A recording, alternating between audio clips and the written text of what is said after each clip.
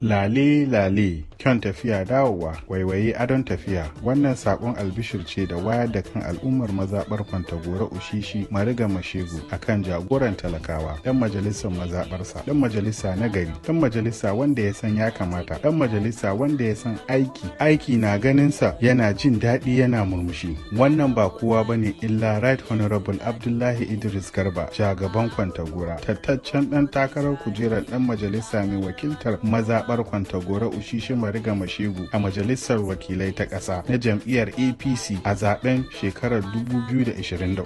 Aha, jamu mu je jagaban alheri don al'ummarka sun gani a ƙasa. Aikin hannunka yayi kyau a ɓangaren makarantu, asibitoci, ilimi, wasanni, samar da ruwan sha, samar wa matasa maza da mata ayyukan hannu domin dogaro da kai da makamancinsu. Hakan yasa maza da mata na wannan yanki ke kiran al'umma da babban murya da su mara wa Right Honorable Abdullahi baya 100% a zaben shekara 2023 domin ya ci gaba da gudanar da kyawawan ayyukan da ya saba. Wannan sako ne daga kungiyar I Stand with Mai-Solar 2023.